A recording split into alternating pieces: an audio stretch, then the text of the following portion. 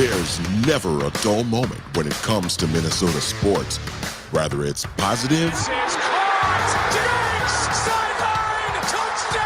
or negative. The Yankees have swept the Twins. Minnesota Sports Chat has you covered.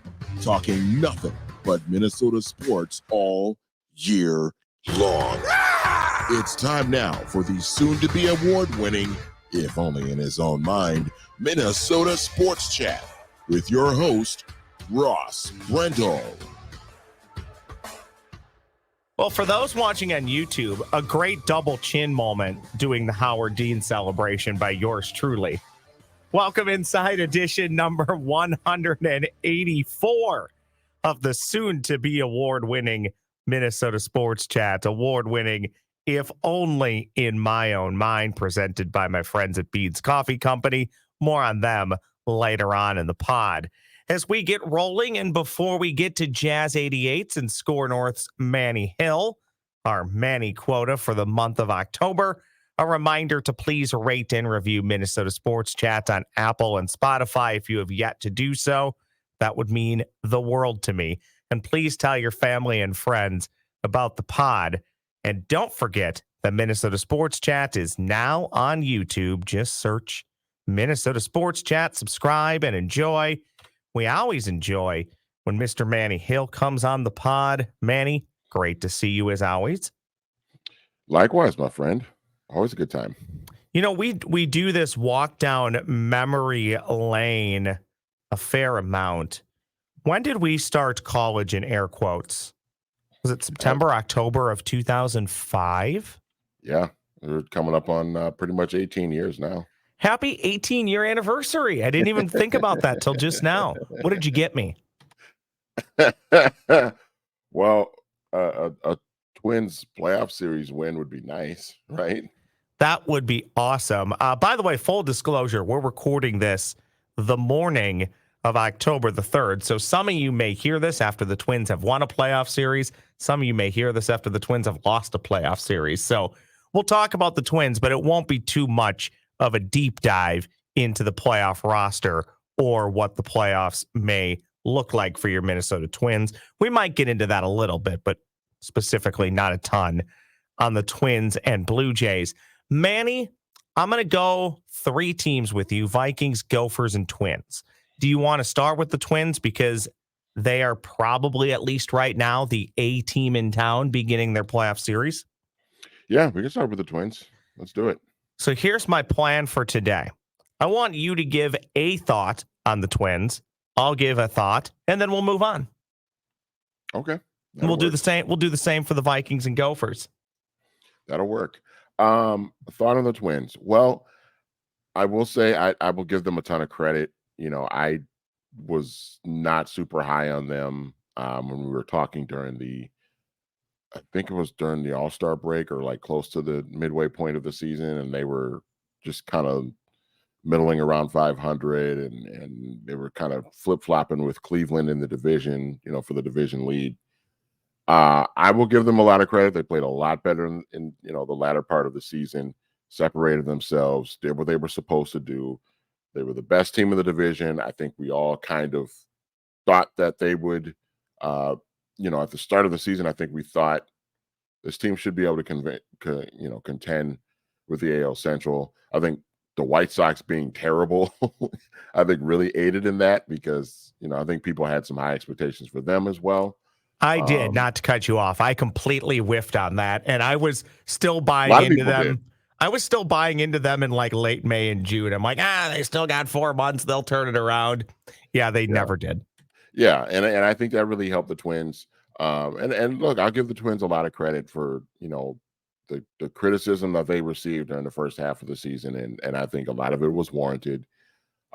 They turned it around. They took care of business, won a bad division, which is fine. That those banners hang forever. So yeah, and here they are. And I will say that, you know, my thought is that I think they're better equipped now to make some noise in the postseason than they've been in recent years past. And I think that includes the Bomba squad of 2019. That team, for as good as that lineup was, they just didn't have the pitching depth, I think, to really give them a shot at going on a run. I do think that this team is better equipped for that with the sort of the front of that rotation. I think it's going to come down to, if they can hit enough. I think they're capable offensively, but they have to put it together. And that's if you think about the Twins' playoff losing streak, Ross. I mean, we've made a lot about the pitching depth, and they don't have enough starting pitching, and yada yada yada. But they haven't necessarily hit particularly well in the postseason either during this losing streak, and that's been a big problem. And so, I do think they're going to need to come alive with the bats a little bit. They've done that in the second half of the season. Now they've got to have it translate to the postseason, and they need Carlos Correa to be at his best. Royce Lewis needs to be, as good as he can possibly be. A lot of the younger guys are going to really need to kind of carry this team offensively. I don't have the exact date off the top of my head, but it has been X amount of games since the Twins scored more than 4 runs in a playoff game. It might actually be in a losing effort back in like 2004, 2005. Yeah, maybe they've scored 4, but they haven't scored more than 4. It's ridiculous. I was actually going to try and pull that up, and maybe I still will here as the pod goes on. Manny, my thoughts on the Minnesota Twins. I reserve the right to believe. The Homer Hankies this year say, we believe. I don't know if I believe yet. I got to see what this first series looks like. For a lot of the things that you laid out, we've seen better teams have better regular seasons, or at least better teams by wins and losses, maybe not truly better teams. There is a case to be made that this team is playing about as good or better than any Twins team that's made the playoffs in recent memory. But again, Manny, to your point, I don't know how we can judge those wins and losses when the month of September was a cakewalk schedule for them. Give them credit for winning the games. I just don't really know what that means. And yes, they're allowed to celebrate their division championship. They're allowed to do the champagne. They're allowed to celebrate it as if they won their division with 110 wins. So I differ rather from people who say, oh, celebrate when you win a playoff game or a series. So my thought, I need to see what happens here before I really say, okay, they have a shot in the divisional round. They have a shot to maybe win another series or go on a run. Because yes, I think the pitching is really good. I don't know if it's good enough to compete in the long term in the playoffs, but it's good. You can't have those blow up innings that Sonny Gray often has and Pablo Lopez occasionally has. If you have one of those in the playoffs, you're very likely going to lose that game. Those guys need to be on. And if Sonny Gray or Pablo Lopez do have that big 3 or 4 run inning that they give up in, one of the middle innings of any of these games, your offense is going to have to pick up the slack. Correct. Nothing prevents them from scoring runs. Yeah, exactly. And you've got guys in your lineup that are hitting well and are capable of hitting well. Carlos Correa didn't have a great season offensively, at least, from a batting average standpoint. And I know he was dealing with the plantar fasciitis all season long and all of that, but we know he's capable. And it's a guy that has had a lot of success in the postseason with his years with the Astros. So he is capable. We know Royce Lewis is capable. We know Matt Wallner is capable. We know Eddie Julian is capable. We know the guys in this lineup, Jorge Polanco. We know these guys can hit because we've seen them do it. It's just a matter of them putting it all together at roughly the same time. And, if your starting pitching isn't giving you exactly what you need them to get you, then okay. The other thing is the bullpen needs to pick up the slack. The bullpen has been a little bit of a question mark for most of the season with some guys. And even the closer has been a little dicey lately. I mean, I was at the game that Friday night when they won the division, and Duran took a little bit of an effort for him to close out that Angels team that night. To wrap things up on the Twins, Manny Hill, I have it. Game 4, October 9th of 2004, the Minnesota Twins scored 5 runs in a playoff game. That actually came in 11 innings. I believe they scored a run or two in extra innings, and that may have been the game they left Joe Nathan out there for like 7 innings, and he gave it up late. Am I thinking No, that game correctly? that was the game that Ruben Sierra hit the monster home run off of Juan Rincon to tie the game in like the 8th inning, because Johan started that game and pitched really well against the Yankees at the Dome. And then yeah. Ruben Sierra hit the big home run off of Juan Rincon, and then the Yankees scored, I think, a run or something in like the top of the 10th and won. The Twins led 5-1, and at one point had a 96% chance win expectancy per ESPN. So that was Johan pitched great, and the bullpen fell apart. That was the last time the Twins scored more than 4 runs in a playoff game, October 4th of 2004. Manny Hill, one thought on your now 1-3 and not dead yet Minnesota Vikings. Well, there's a pulse. Maybe that's my thought. There's a pulse. Ross, these next 3 games are absolutely critical in terms of where this team is going, for the rest of the season. You got a really tough opponent coming in on Sunday, obviously the defending champions in the Kansas City Chiefs. And then you go to Soldier Field, and the Bears stink, but we've seen this team go into Soldier Field and lay an egg in Chicago against the Bears when the Bears have stunk before. So that game is critical. And then you got San Francisco, who's playing as well as anybody in the league right now, coming in after that. So these next 3 games are really going to be critical. If you can win 2 out of those 3, you should beat Chicago. In theory, you should beat Chicago. And then if you find a way to steal a game against Kansas City or San Francisco, then you're 3-4 going into that matchup with Green Bay. And in Green Bay, I'm still a little bit, I'm not sure exactly how good they are, but you're 3-4 going into week 7 or week 8 at that point. My math is off this morning. Then I think you're in decent shape, and you can see where Detroit is at in the division, and maybe you're still kind of within striking distance, because the schedule does get a lot easier than that.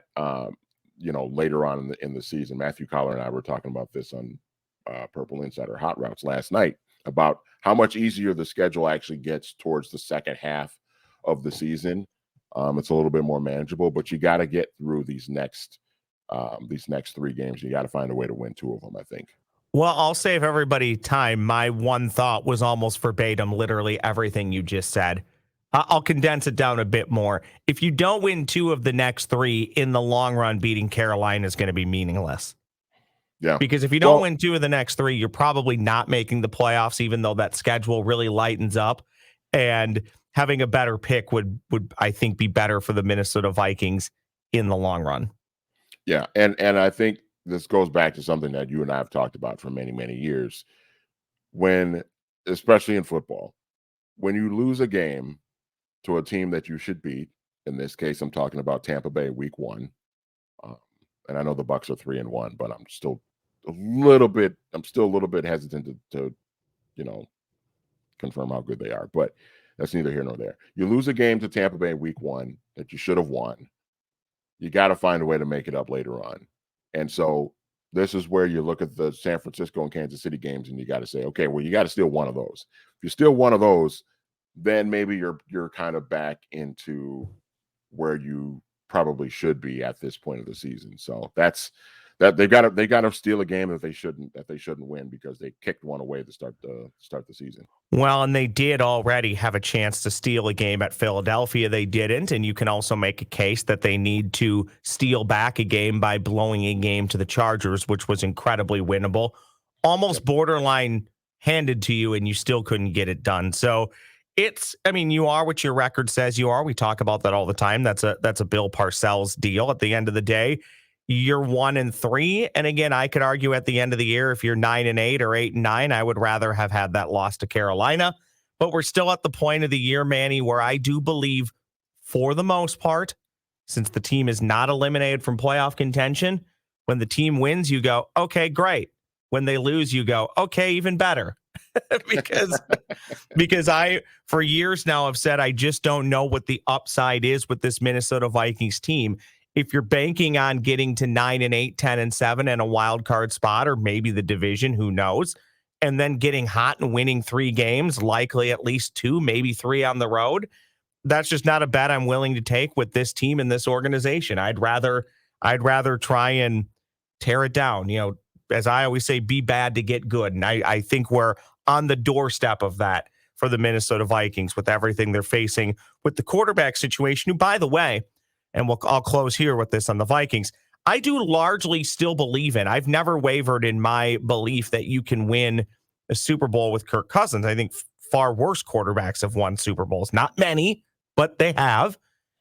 But the issue here now lies, by the time this team more than likely, realistically, is ready to compete for a Super Bowl again in a couple years, Kirk Cousins is approaching 40.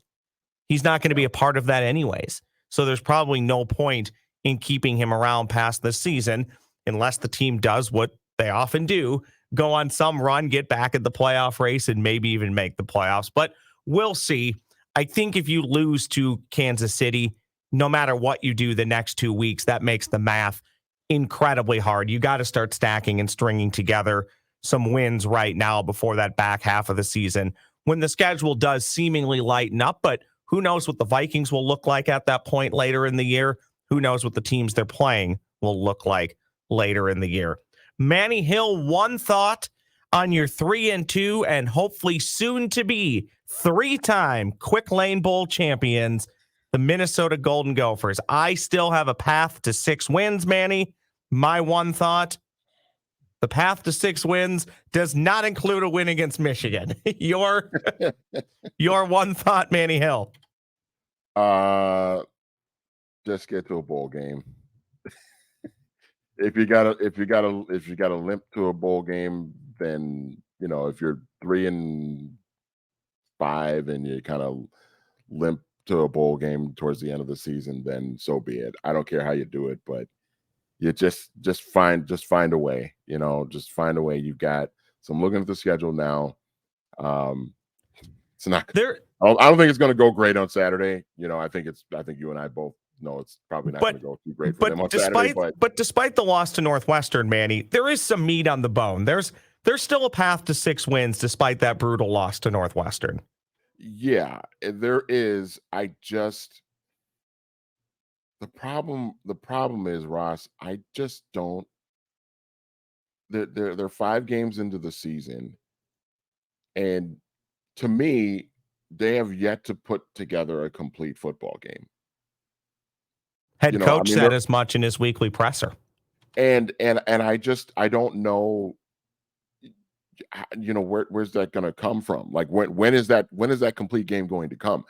They might play a complete game against Michigan on Saturday and still lose by 14 points. Like, you know what I mean? Because I don't know how good they are. I just don't know if they're particularly good at all. And that's why I'm kind of in the camp that you're in, where if they just find a way to get to 6 wins, then I'm okay with that. I mean, you and I exchanged a lot of texts just during the first couple games of the season. You are far more frustrated than I am, and I'll be honest about that, because I had my high bar for this team was 6 or 7 wins. So to me, the Northwestern loss just said, okay, you're probably more like a 5-win team that may stumble into 6. Yeah, and let me be clear too. I'm not one of those people that's, even after the terrible Northwestern loss, I'm not one of those people calling for PJ Fleck's head. Like I'm like one of the last people that ever wants to fire a coach when things are not going as well as you would hope they are. I just, from a bigger picture standpoint, I had hoped in year 7 of the PJ Fleck era that we would be a little further along than this. And at some point, I think we can't keep going back to 2019 and just keep waving that flag. It was a great year. It was a lot of fun. It was a type of season that the program has not had in many, many decades. But at some point we got to have there has to be something that can come close to that. if you don't win 11, if PJ Fleck never wins 11 games again in his Gopher tenure, that's okay. But you've got to provide, I think, a little bit more hope that the Gophers can get back to a season like that again. And the last couple of years have just been, I mean, you kind of throw out the COVID year or whatever, but the last two seasons, last year, or I'm sorry, 2021, and then last year, there's just been a little bit, it just feels like there's been something not quite there. That magic of 2019 just hasn't quite been there. And I want to see PJ kind of come close to replicating that again. And right now, they're nowhere near that right now, obviously. And there's been missed opportunities. I talked about it last week with Daniel House. There's basically, since the COVID year began, there's been a clunker every year that you just can't explain. Maybe this year's clunker, albeit the typical clunkers for the Gophers have just been no-showing games that they should win and losing. They have had a few of the clunkers where they've, put themselves in really bad situations, losing a game late like they did to Northwestern. My hope is, I've said the bare minimum, the expectation for the Gophers is to go to a bowl game every year. And I'll reserve judgment till the end of the year, because if this team does go 6-6, coming off of a couple 9-win seasons, if you include the bowl game, I can't be too much of a hypocrite, because that to me is kind of what I expect. I think a program like this is going to ebb and flow a little bit. But to your point, Manny, yes, I agree with you. Even the last few years, when you've been able to have 9 wins and go to bowl games and win them, they're not premier bowl games, and you've left some meat on the bone losing to teams that you should beat. I don't know if PJ Fleck and a PJ Fleck program can truly feel stale, but this is about as stale and stagnant as it has felt here. And I think when we get to the offseason, if he's still the head football coach here next year, I think there's a case to be made that maybe he won't be. Not that he's going to be fired. He might choose to go somewhere else, Michigan State. Time will tell on that. He's going to have to sit down and decide how he wants to build this thing. Does he want to utilize the transfer portal more? Does he want to stick with as he says it, we're a developmental program? Well, if you're going to be a developmental program, that gives you less chances to hit that high water, that high bar mark. I mean, you can do it that way, but now it's even tougher than before, because now you're banking on those kids that you're bringing in that are 3-star kids that you're going to develop and coach up to what would equate to a 4 or 5-star by the time they leave here. You're assuming they're going to stay. So he calls it a developmental program, but then at the same time is telling us all to go drink Duck Duck beer and parlor burgers so he doesn't lose players. And I also get what he's up against, but I said this last week. The NIL stuff, it's not unique to Minnesota. It's 115 programs in the country have the same issues that Minnesota has, where the other 15 are going to try and poach and purge from the other 115. Manny, I got news for you. It's always been that way. So I really don't think a ton has changed. I think it makes it harder, but I don't think it's as hard as a lot of these universities are trying to make it out to be. And oh, by the way, there's also something to be said for the PJ Flecks of the world that are making $6 to $10 million a year. If you didn't make so much money, there might be a little bit more money for an NIL collective. I know that isn't specifically how the money gets to the collective, but it all adds up in some way, shape, or form. And you know what, Ross? I got news for PJ Fleck. Guess what, PJ? The conference is getting tougher in the next couple of years. Also, it's getting a lot tougher. I don't know how to break it to PJ too. I can put a lot of beers away. Hence, look at this body. I can't drink enough beers, nor can the state of Minnesota do, to keep every player here. It's just not going to happen. And I appreciate what the collective is doing. At some point, I'll break down and start giving them $10 a month. But it can't just be people like you and I giving $100 a year, $10 a month. Yeah, I saw the San Francisco 49ers. No, the Vegas Raiders are giving UNLV $1 million. Now, I know if the Minnesota Vikings try to do that, then St. Thomas is going to say, where's our money? Where's our money? That's a can of worms. I'm not saying it's got to come from the Minnesota Vikings. But what I am saying is the communities in this town, the U of M needs to work with them to forge relationships and say, hey, instead of you giving $25 million over X amount of years or $50 million to the Minnesota Vikings, can you squeeze like $2 million out of that budget for us? They need to do a better job doing things like that to get the collective to really have money, then maybe Minnesota can become one of those programs that's in the top 10, top 15. Something tells me if the shoe was on the other foot and the Gophers were poaching from other universities, we'd have a less of a problem with it. Yeah. No, I think. And I think I'm stating the obvious there too. Okay, we're going to hear from Beans Coffee Company at the conclusion of this podcast, but what I'm going to do with Manny for just a few minutes, I mentioned October 5th of 2004, the last time the Minnesota Twins won a playoff game before we recorded this. Obviously, people might be listening to this in a day or two, and with a little luck, maybe the Twins have won a playoff game or two. But with that said, the next day, the Twins would then begin their 18-game current playoff losing streak. Manny Hill, throw the playoffs aside, what do you remember about your 2004 Minnesota Twins? I'm going to give you 5 questions. These are just for fun. Okay. I hold you to a high standard, as you know, so I expect you to know a lot of these, but also it's been 19 years, so you may not know all of these. Home runs. Who led the 2004 Minnesota Twins in home runs? I'm going to say Torrey Hunter with 26. Ooh, Manny. Torrey Hunter was third. Gonna take another stab for fun? Torrey Hunter was third with 23. Wouldn't have been Koski. Morneau only played half the season. That was like Morneau's rookie year. He played like half the season because that was the year they traded Mankiewicz to the Red Sox at the deadline.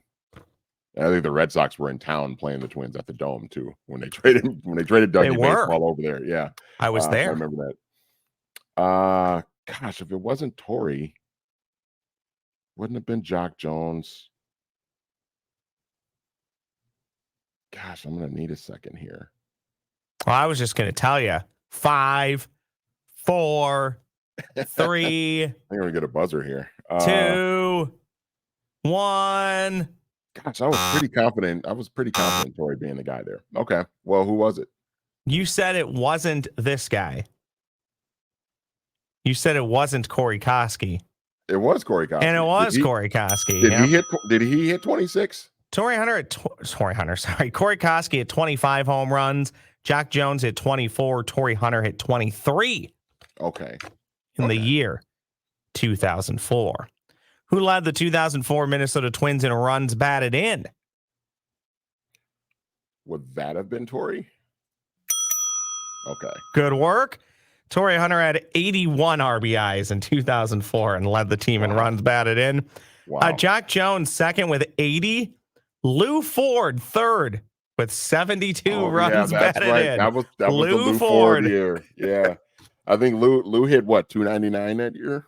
Oh, I don't have that in front of me. I'm sorry. Actually, maybe I do. Yeah, you had 299. Good call. Good memory. Stolen bases in 2004. Who led the Minnesota Twins?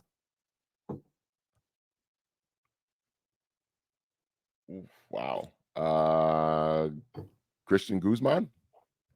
That's a really bad buzzer, by the way. I should have picked a different one. This doesn't sound like a buzzer. This sounds like a technical glitch. You got to get the Family Feud one on there. This might be it. Is this the Family Feud one? Oh well, well, you keep guessing. Let me try and fix this. Gosh, who else would have been? Oh wow, that is not the Family Feud buzzer. That's a phone. I think that is that's a Family Feud thing when they hit the button when they want to. Okay. I think that's what that is. Can you tell I'm a Family Feud nerd? Good answer. I have no answer right now. If it's not Christian Guzman, would it have been? Well, it wouldn't have been Jock Jones. Would it have? No, Jock wasn't much of a base hitter. No. This was the year, I believe, that somebody just decided about a handful of times he was going to take off on first movement and be halfway to second base before the pitcher even realized it. This would be the year of Torrey Hunter leading the team in stolen Okay. bases. He had okay. 21 stolen bases. Manny, you can redeem yourself. You're 1-2. Yeah. You can redeem yourself in the pitching category.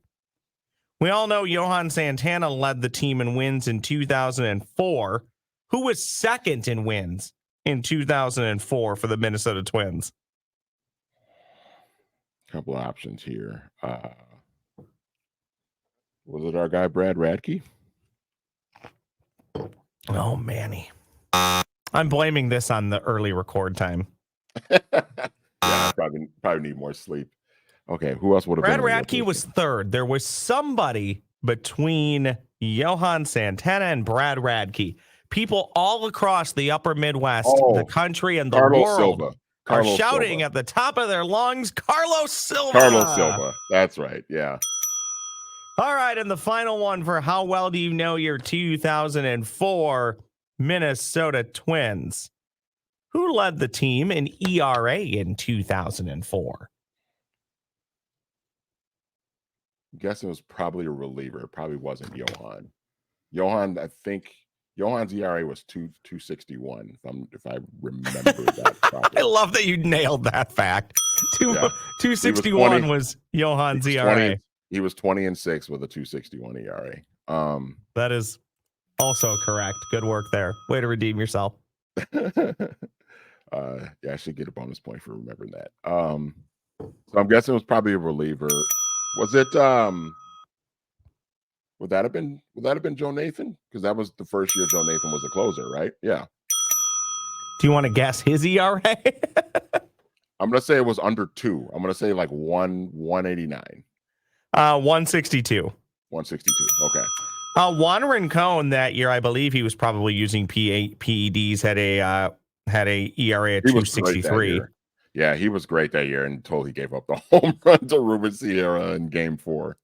Twins actually had 5 pitchers, 3 of them relievers, 2 starters with ERAs at essentially 3.5 or below. Brad Radke that year, my guy, went 11-8 with a 3.48 ERA. Pretty good stuff. All right, Manny. What do you think? Twins going to win a playoff series? Twins going to win a playoff game? We'll close with that. I think they're going to beat Toronto, but I think it's going to take 3 games. I like that positivity. I reserve my judgment to believe or not believe. I don't know how much I actually believe that, what I just said, but I do think they've got a pretty good shot. I think they've got as good a shot as any time they've been in the playoffs recently. So I told somebody this morning grabbing a light breakfast, I said, here's the way I look at it. You know, for people who are going to Game 2, you're either going to see a team that has already ended their losing streak trying to win a playoff series, or you're going to see a continuation of history, a team that likely is going to lose 20 playoff games in a row. So, well, I don't want there to be an in-between. I either want you to lose 20 in a row or I want you to win the series. It would feel so hollow if you just won a playoff game but didn't win the series. That's my thought. If we celebrated with champagne.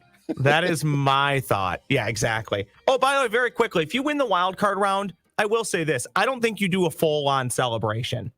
You got to turn around and play right away. I think it's got to be, you could pop your champagne and your booze, but it's got to be very light and it's got to be very quick. It can't match the division celebration. One swig. One swig and hit the shower, boys. That is Manny Hill at Manny Hill 84 on the X machine. I am at the Ross Brendel. Thank you, Manny Hill. Yes, sir. And thank you so much to you for consuming this podcast. Make sure you tell your family and friends. Please rate and review and find us on YouTube. I'm back in a few days with Daniel House to talk Gophers football. As promised, a special segment with my friends from Beans Coffee Company, coffeebybeans.com. As always, don't forget that promo code SPORTSCHAT to save you a little cash at checkout. John Michaels, Clay Sharkey from Beans Coffee Company. How are you boys doing? You're looking nice and chipper. Thank you. We dress to match every day. Yeah, John didn't give me an option. I had to wear this shirt, so I matched him. And if I was smart, I would have done the same thing. But my Winnipeg Blue Bombers have a big game tonight in the Canadian Football League, so I'm ready for that. I have teased, make my other country proud.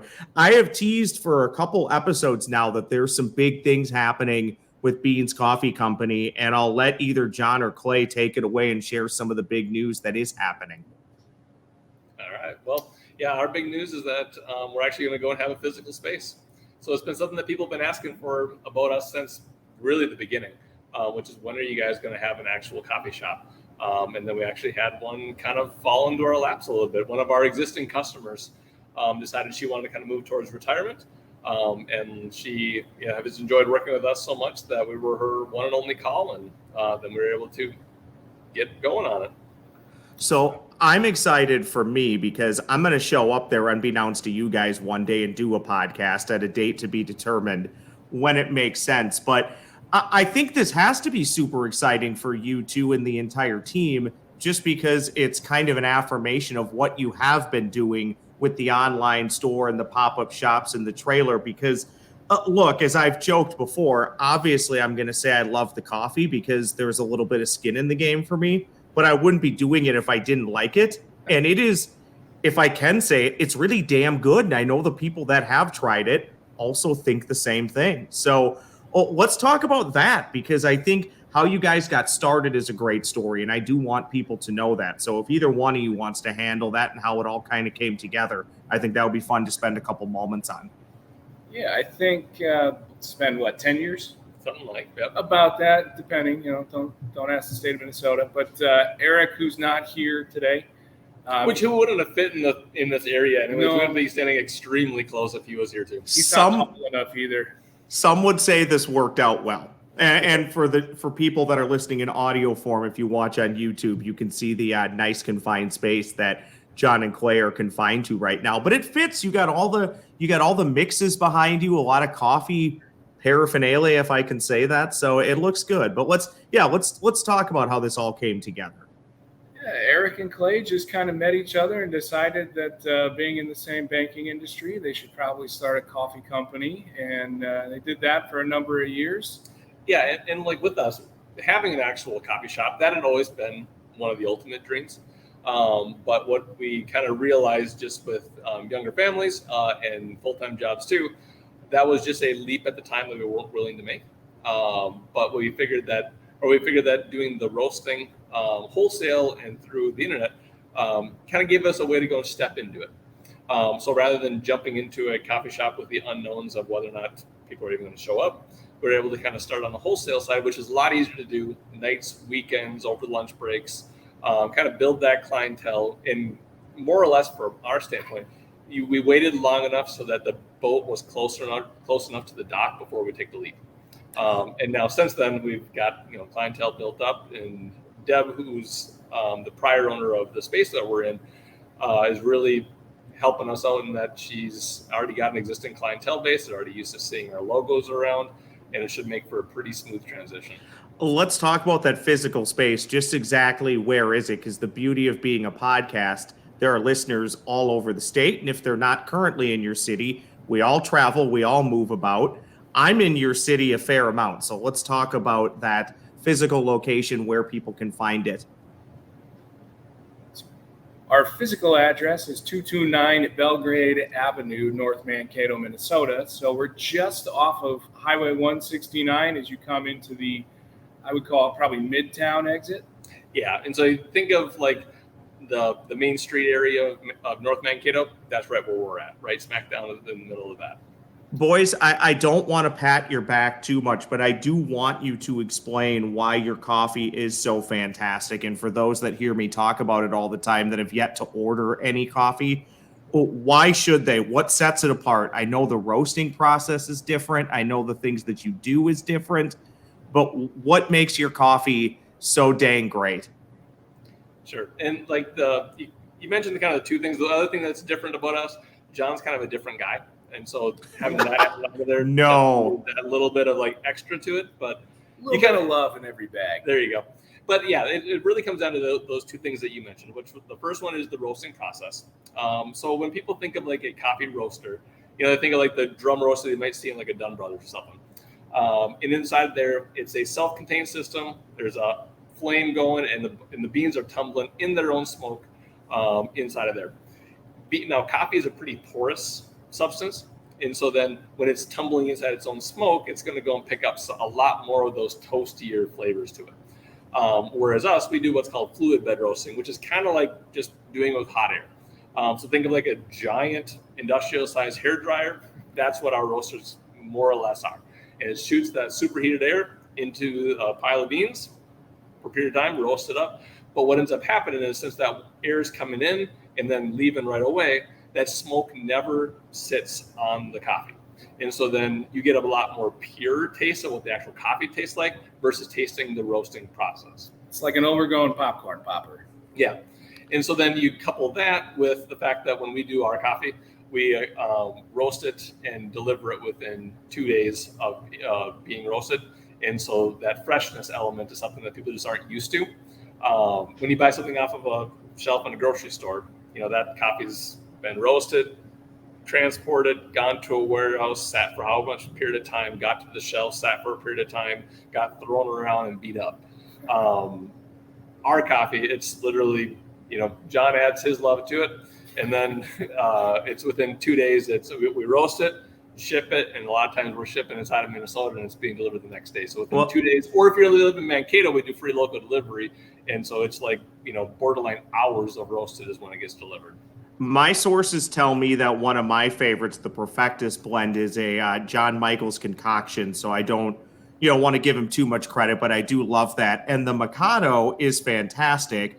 And I think, can one of you two share the Mikado was that like the original name of Mankato, or there's some story there with the Mikado, isn't there?